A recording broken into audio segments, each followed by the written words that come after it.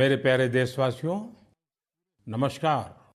मन की बात में एक बार फिर हमें जुड़ने का अवसर मिला है। आज का ये एपिसोड मुझे भावुक करने वाला है। मुझे बहुत सी पुरानी यादों से घेर रहा है। कारण ये है कि मन की बात की हमारी इस यात्रा को 10 साल पूरे हो रहे हैं। 10 साल पहले मन की बात का प्रारंभ 3 अक्टूबर को विजयादशमी के दिन हुआ था।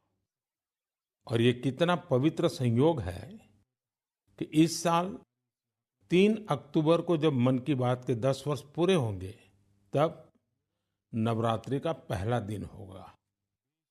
मन की बात की इस लंबी यात्रा के कई ऐसे पड़ाव हैं जिन्हें मैं कभी भूल नहीं सकता।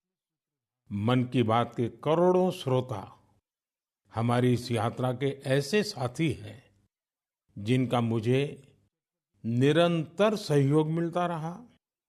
देश के कोने कोने से उन्होंने जानकारियां उपलब्ध कराई।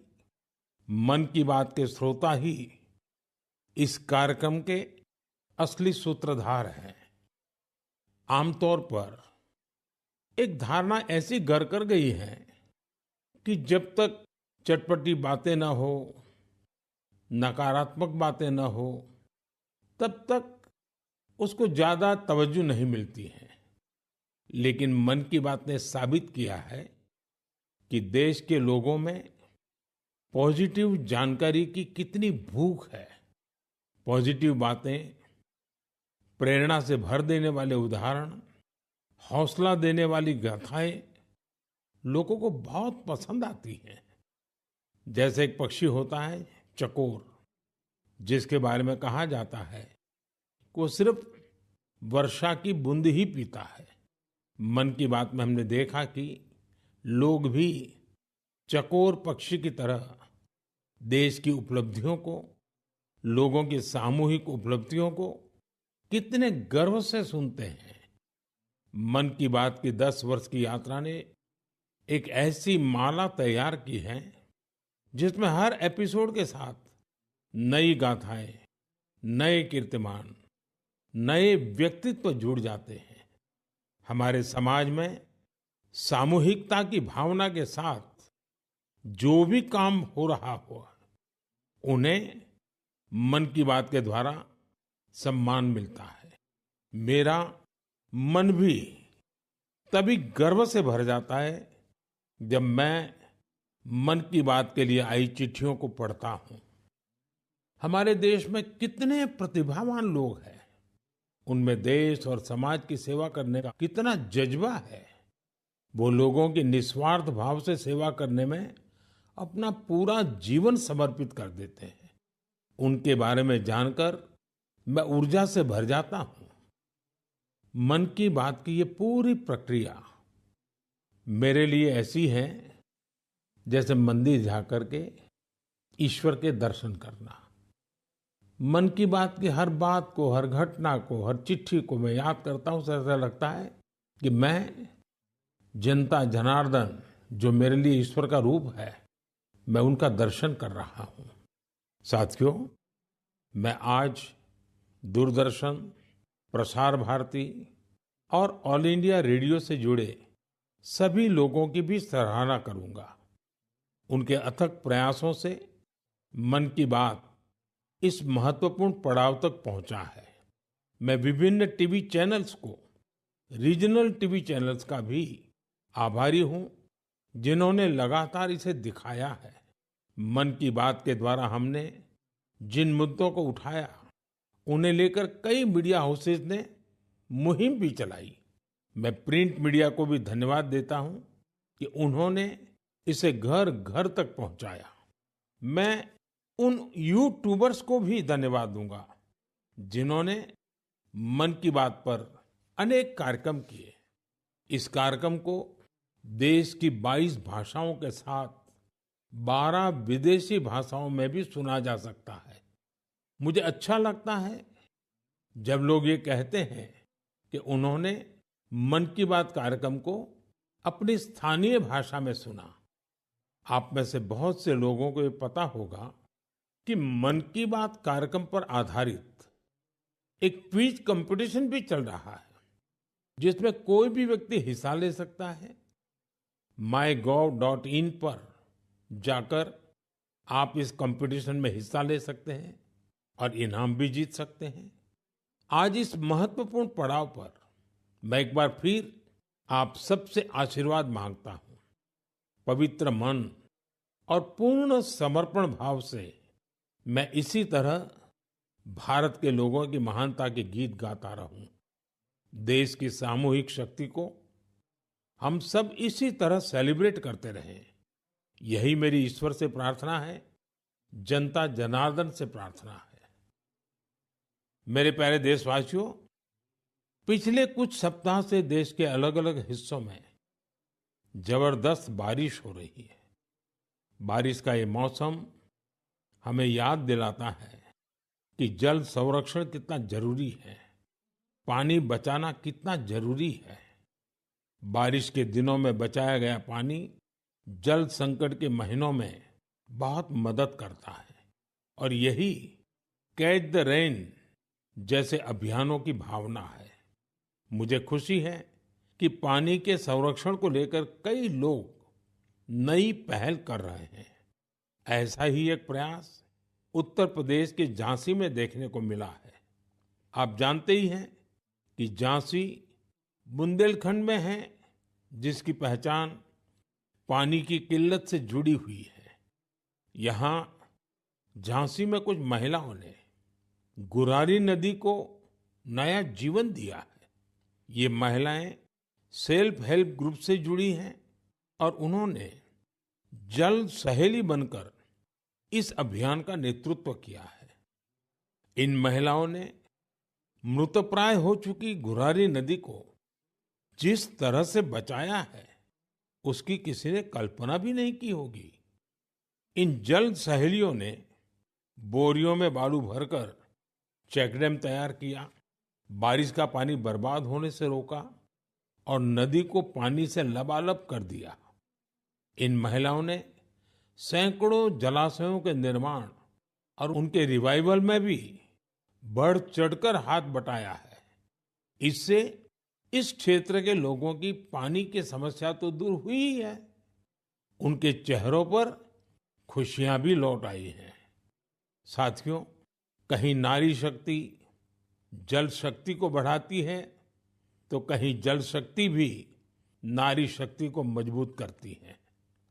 मुझे मध्य प्रदेश के दो बड़े ही प्रेरणादायी प्रयासों की जानकारी मिली है।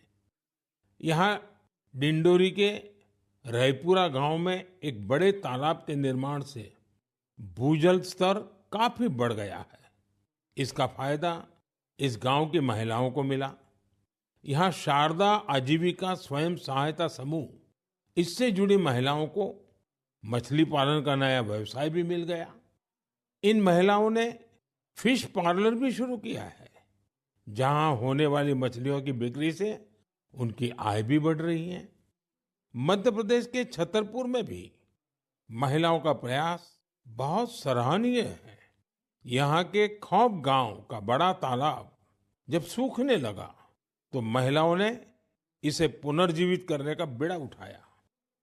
हरी बगिया स्वयं सहायता समूह की इन महिलाओं ने तालाब से बड़ी मात्रा में गाद निकाली। तालाब से जो गाद निकली उसका उपयोग उन्होंने बंजर जमीन पर फूड फॉरेस्ट तैयार करने के लिए किया। इन महिलाओं की मेहनत से न सिर्फ तालाब में खूब पानी भर गया, बल्कि फसलों की उपज भी काफी बढ़ी है। देश के कोने कोने में हो रहे जल संरक्षण के ऐसे प्रयास पानी के संकट से निपटने में बहुत मददगार साबित होने वाले हैं। मुझे पूरा भरोसा है कि आप भी अपने आसपास हो रहे हैं ऐसे प्रयासों से जरूर जुड़ेंगे। मेरे प्यारे देशवासियों, उत्तराखंड के उत्तरकाशी में एक सीमावर्ती गांव है जाला। यहाँ के युवाओं ने अपने गांव को स्वच्छ रखने के लिए एक खास पहल शुरू की है। वे अपने गांव में धन्यवाद प्रकृति या कहें थैंक यू नेचर अभियान चला रहे हैं। इसके तहत गांव में रोजाना 2 घंटे सफाई की जाती है। गांव की गलियों में बिखरे हुए कूड़े को समेटकर उसे गांव के बाहर तय जगह पर डाला जाता है। इससे जाला गांव भी स्वच्छ हो रहा है और लोग जागरूक भी हो रहे हैं। आप सोचिए, अगर ऐसे ही हर गांव, हर गली, हर मोहल्ला अपने यहाँ ऐसा ही थैंक यू अभियान शुरू कर दें तो कितना बड़ा परिवर्तन आ सकता है। साथियों, स्वच्छता को लेकर पुडुचेरी के समुद्र तट पर भी जबरदस्त मुहिम चलाई जा रही है। यहाँ रम्या जी नाम की महिला माहे म्युनिसिपैलिटी और इसके आसपास के क्षेत्र के युवाओं की एक टीम का नेतृत्व कर रही है। इस टीम के लोग अपने प्रयासों से माहे एरिया और खासकर वहां के बीचेस को पूरी तरह साफ सुथरा बना रहे हैं। साथियों, मैंने यहाँ सिर्फ 2 प्रयासों की चर्चा की है, लेकिन हम आसपास देखें तो पाएंगे कि देश के हर किस हिस्से में स्वच्छता को लेकर कोई न कोई अनोखा प्रयास जरूर चल रहा है। कुछ ही दिन बाद आने वाले 2 अक्टूबर को स्वच्छ भारत मिशन के 10 साल पूरे हो रहे हैं। ये अवसर उन लोगों के अभिनंदन का है जिन्होंने इसे भारतीय इतिहास का इतना बड़ा जन आंदोलन बना दिया। ये महात्मा गांधी जी को भी सच्ची श्रद्धांजलि है, जो जीवन पर्यंत इस उद्देश्य के लिए समर्पित रहे।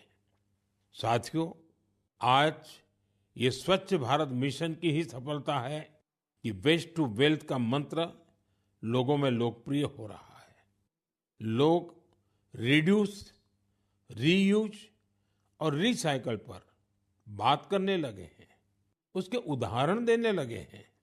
अब जैसे मुझे केरला में कोझिकोड में एक शानदार प्रयास के बारे में पता चला।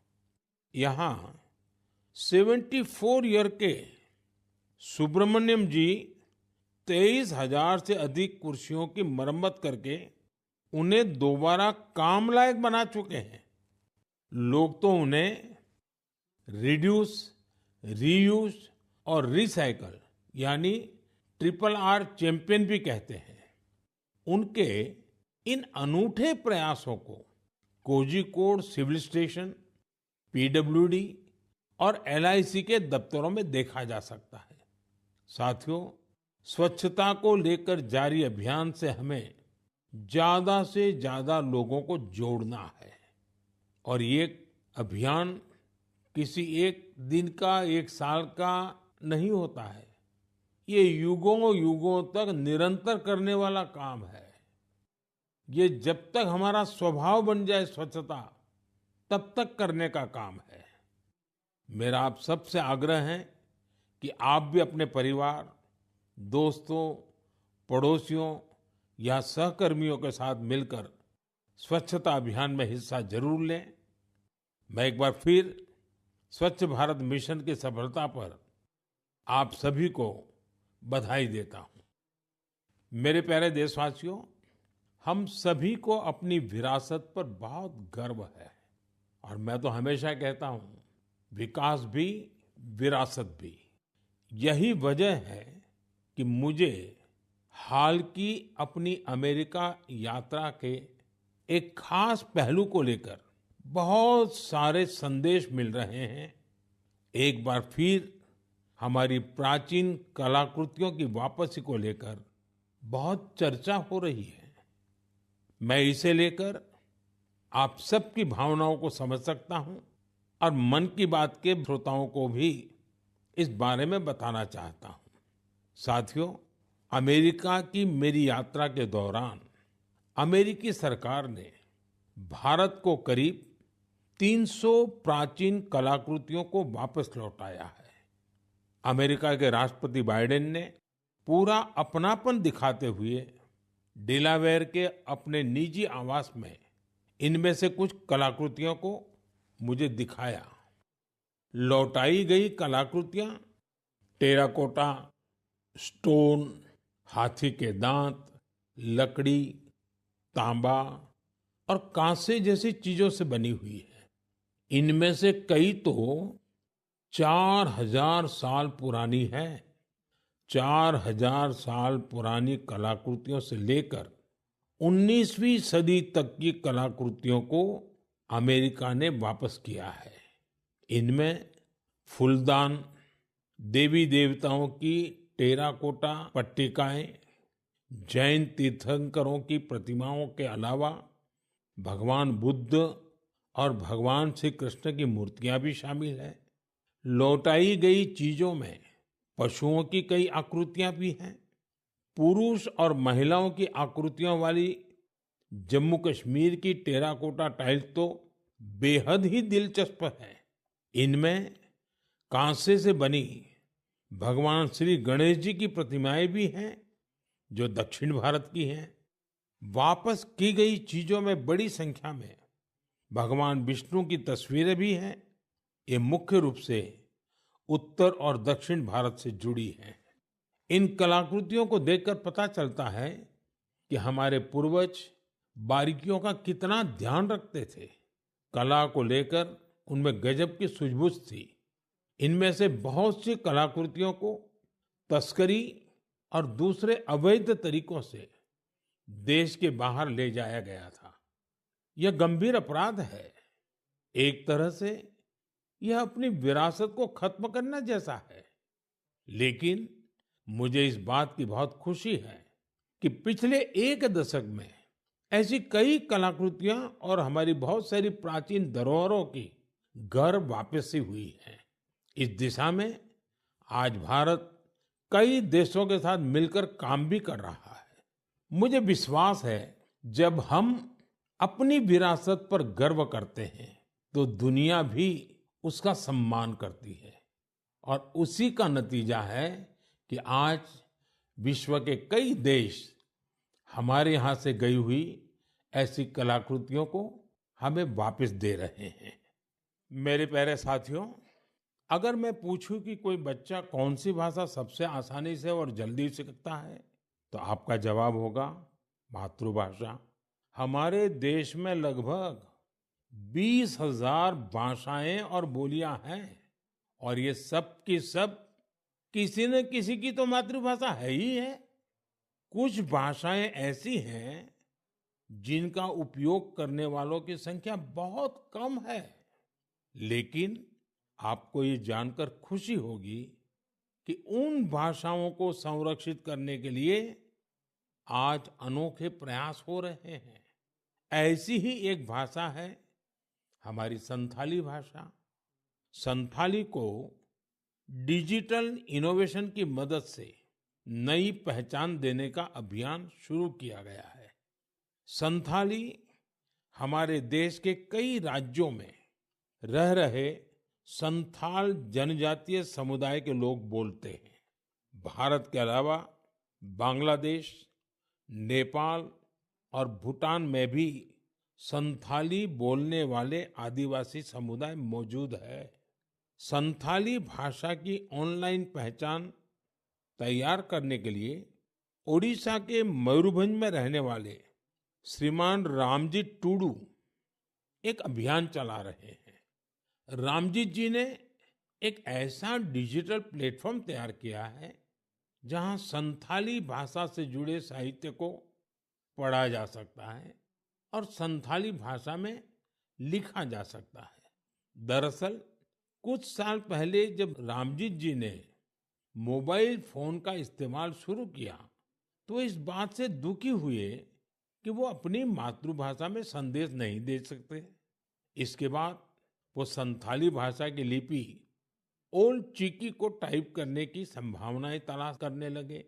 अपने कुछ साथियों की मदद से उन्होंने ओल्ड चिकी में टाइप करने की तकनीक विकसित कर ली।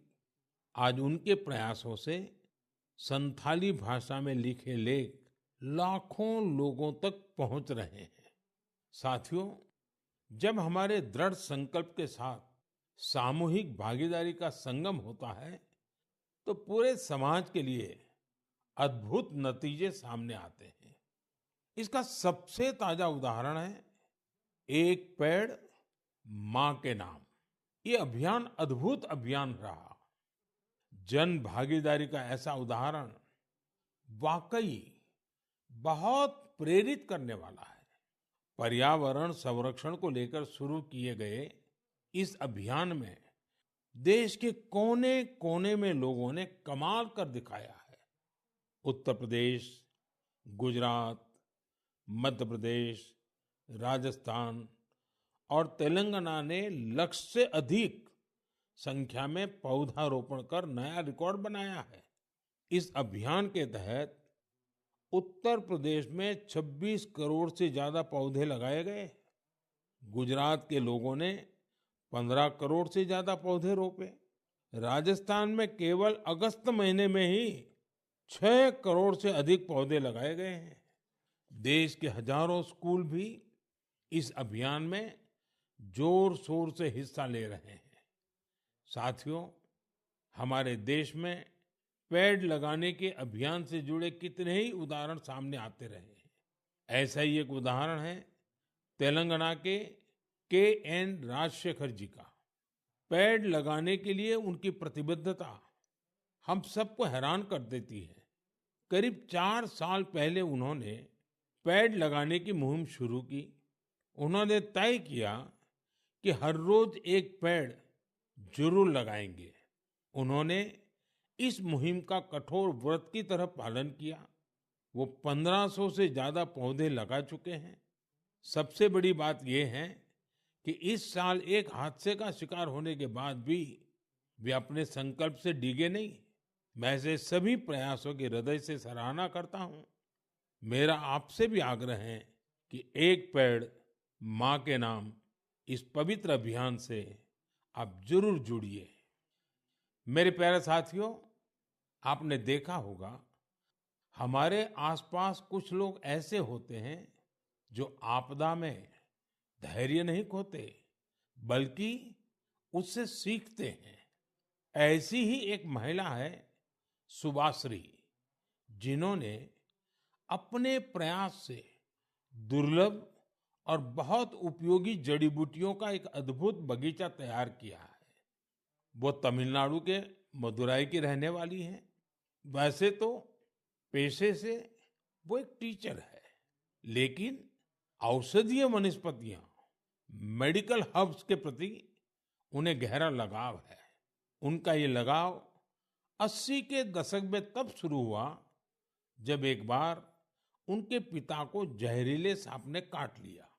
तब पारंपरिक जड़ी बूटियों ने उनके पिता की सेहत सुधारने में काफी मदद की थी।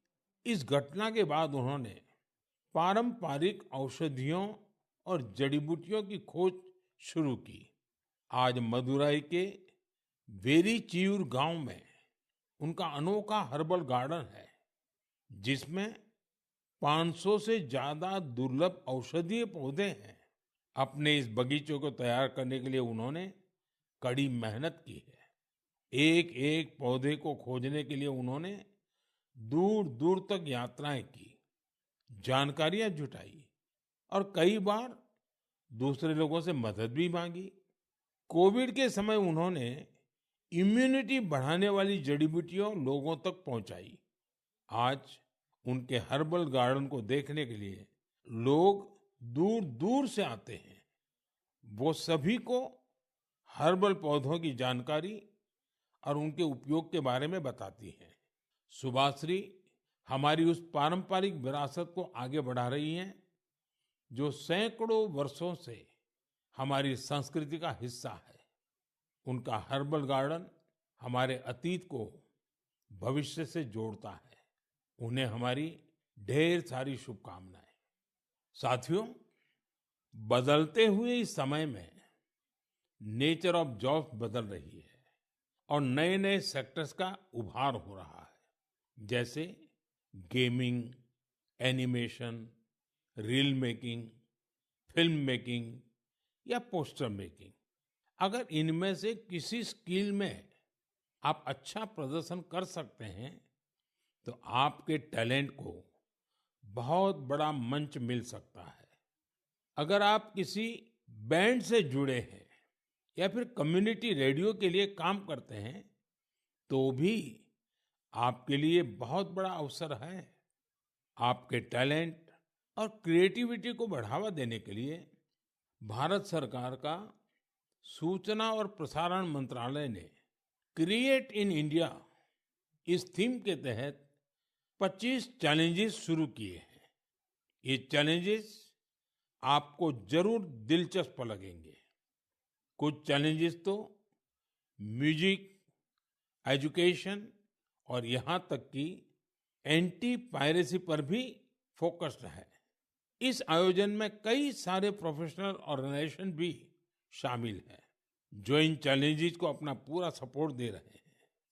इनमें शामिल होने के लिए आप wavesindia.org पर लॉगिन कर सकते हैं। देश भर के क्रिएटर से मेरा विशेष आग्रह है कि वे इसमें जरूर हिस्सा लें और अपनी क्रिएटिविटी को सामने लाएं। मेरे प्यारे देशवासियों, इस महीने एक और महत्वपूर्ण अभियान के 10 साल पूरे हुए हैं। इस अभियान की सफलता में देश के बड़े उद्योगों से लेकर छोटे दुकानदारों तक का योगदान शामिल है। मैं बात कर रहा हूं मेक इन इंडिया की। आज मुझे ये देखकर बहुत खुशी मिलती है कि गरीब, मध्यम वर्ग और एमएसएमईज को इस अभियान से बहुत फायदा मिल रहा है। इस अभियान ने हर वर्ग के लोगों को अपना टैलेंट सामने लाने का अवसर दिया है। आज भारत मैन्युफैक्चरिंग का पावर हाउस बना है और देश की युवा शक्ति की वजह से दुनिया भर की नजरें हम पर है। ऑटोमोबाइल्स हो, टेक्सटाइल्स हो, एविएशन हो, इलेक्ट्रॉनिक्स हो या फिर डिफेंस, हर सेक्टर में देश का एक्सपोर्ट लगातार बढ़ रहा है। देश में एफडीआई का लगातार बढ़ना भी हमारे मेक इन इंडिया की सफलता की गाथा कह रहा है। अब हम मुख्य रूप से दो चीजों पर फोकस कर रहे हैं। पहली है क्वालिटी, यानी हमारे देश में बनी चीजें ग्लोबल स्टैंडर्ड की हों। दूसरी है वोकल फॉर लोकल, यानी स्थानीय चीजों को ज्यादा से ज्यादा बढ़ावा मिले। मन की बात में हमने hashtag my product my pride की भी चर्चा की है। लोकल प्रोडक्ट को बढ़ावा देने से देश के लोगों को किस तरह से फायदा होता है, इसे एक उदाहरण से समझा जा सकता है। महाराष्ट्र के भंडारा जिले में टेक्सटाइल की एक पुरानी परंपरा है, Bhandara tussar silk handloom. Tussar silk अपने डिजाइन, रंग और मजबूती के लिए जानी जाती है। भंडारा के कुछ हिस्सों में 50 से भी अधिक सेल्फ हेल्प ग्रुप इसे संरक्षित करने का काम में जुटे हैं। इनमें महिलाओं की बहुत बड़ी भागीदारी है। यह सिल्क तेजी से लोकप्रिय हो रही है और स्थानीय समुदायों को सशक्त बना रही है। और यही तो मेक इन इंडिया की स्पिरिट है। साथियों, त्योहारों के इस मौसम में आप फिर से अपना पुराना संकल्प भी जरूर दोहराइए। कुछ भी खरीदेंगे, वो मेड इन इंडिया ही होना चाहिए। कुछ भी गिफ्ट देंगे, वो भी मेड इन इंडिया ही होना चाहिए। सिर्फ मिट्टी के दिए खरीदना ही वोकल फॉर लोकल नहीं है। आपको अपने क्षेत्र में बने स्थानीय उत्पादों को ज्यादा से ज्यादा प्रमोट करना चाहिए। ऐसा कोई भी प्रोडक्ट जिसे बनाने में भारत के किसी कारीगर का पसीना लगा है, जो भारत की मिट्टी में बना है, वो हमारा गर्व है। हमें इसी गौरव पर हमेशा चार चांद लगाने हैं। साथियों, मन की बात के इस एपिसोड में मुझे आपसे जुड़कर बहुत अच्छा लगा। इस कार्यक्रम से जुड़े अपने विचार और सुझाव हमें जरूर भेजिएगा। मुझे आपके पत्रों और संदेशों की प्रतीक्षा है। कुछ ही दिन बाद त्योहारों का सीजन शुरू होने वाला है। नवरात्र से इसकी शुरुआत होगी और फिर अगले 2 महीने तक पूजा पाठ, व्रत, त्योहार, उमंग, उल्लास, चारों तरफ यही वातावरण छाया रहेगा। मैं आने वाले त्योहारों की आप सबको बहुत बहुत बधाई देता हूँ।